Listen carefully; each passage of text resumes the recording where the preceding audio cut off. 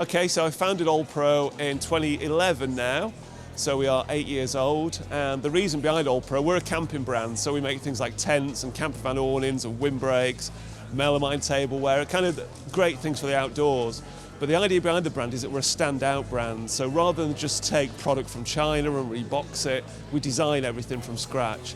So everything that we sell, we design, we have made, we work with factories in the Far East, and then we sell via our website and via marketplaces as well. Adventure is a great thing on e-commerce, and I think a lot of people are looking for good adventure brands. So what we do is it's a very old adage, but we sell the sizzle rather than the sausage. So rather than trying to just sell our products, we try to sell the outdoor lifestyle.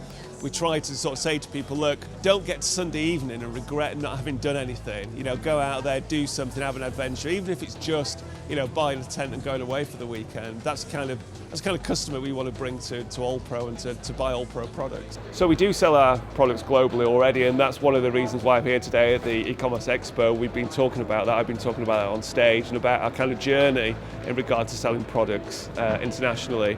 And I think one of the key ways we've managed to do it is by selling on marketplaces. So we sell very well on places like Amazon and eBay and international markets, but we've also looked at places like Catch in Australia, which is kind of one of their native marketplaces where a lot of people go to buy, and obviously Rakuten in Japan. And that for us, in terms of launching our brand there onto a ready-made platform, has worked really, really well. A lot of our customers are millennials, and I think that's because of the brand, about what we offer. You know, our motto, our tagline is stand out, and we want, when people purchase from us, to be able to go onto a campsite or wherever they're going, and actually the product to stand out and be different to what's already out there. And I think that's what a lot of millennials are looking for. I also think a lot of people that we sell to, and particularly millennials, are camping for a reason. So very often it's a festival, and again, because we're selling something that's different, something that stands out, that appeals to people that aren't necessarily campers, but they want a product that will stand out and be different for them. Yeah, so when we first started as a business, we were selling to other retailers. We were selling to little camping shops, to family camp. I mean, some have been around for 2 generations, you know, high street camping stores. And we had to very quickly change to be a direct-to-customer online store. The reason for that is that a lot of the stores that we were selling to were closing down. Retail was changing on the high street, and so we were having to move to be a retail store ourselves. And the journey was quite a difficult one, because we were set up to send pallets of stock to stores, and we had to change to sending out individual products to end users. And the biggest difference in that was customer services, you know, setting up customer services that was what people expected, that our customers, you know, were demanding, rightfully so. And I think over the years we've managed to do that, and we've got great customer services now, but that was our biggest challenge, definitely. I think we are working with a very niche group of customers, particularly our largest market, which is camper van awnings. So we sell a lot of awnings for people that own camper vans, whether it be kind of VW, you know, the old split screens, or new T5s, or, you know, Mazda bongos or transit vans. You know, this is all kind of a very niche market. And the way that we do really get to them is via social media and using a lot of influencers. So we work particularly on Instagram and on Facebook with kind of known surfers, you know, people that go out surfing that use our products as a kind of a byproduct of what they're doing.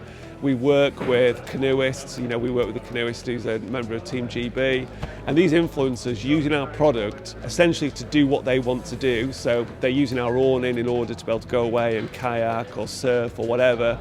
Is a great way to be able to communicate with people out there and say, you know, our market, this is a product that works really well, this is a product that stands out, you know, this is a product that you should be buying because these really well-known people, you know, people that are good at what they do are using that product as well, and that's been really good for us.